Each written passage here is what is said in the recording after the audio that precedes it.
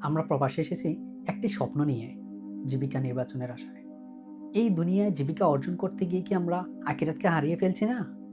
আজ আমরা অনেকেই আমেরিকা, ইউরোপ, জাপান, অস্ট্রেলিয়া এমন দেশে বসবাস করি, যেখানে পরিবেশ আমাদের ঈমানের জন্য একটি কঠিন পরীক্ষা। ধীরে, ধীরে হারাম কাজ যেন স্বাভাবিক হয়ে যায়। নামাজে অলসতা আসে।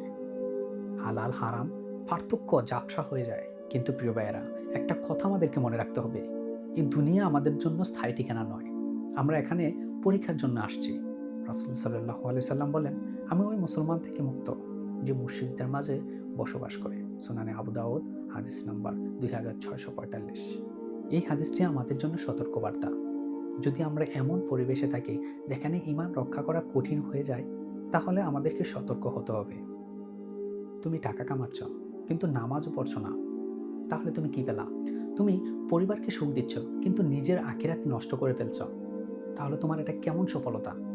মনে রাখো, দুনিয়া হচ্ছে অল্প সময়, আখিরাতে হচ্ছে আমাদের চিরস্থায়ী ঠিকানা এবং কি চিরস্থায়ী গন্তব্যস্থল।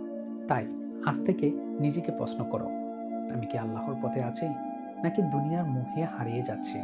আল্লাহ আমাদের সবাইকে হালাল পথে থাকার তৌফিক দান করুক এবং এই প্রবাসের মাটিতে হালাল রুজি, হালাল ইনকাম করার তৌফিক দান করুক। আমিন। আসসালামু আলাইকুম ওয়া রাহমাতুল্লাহি ওয়া বারাকাতুহু।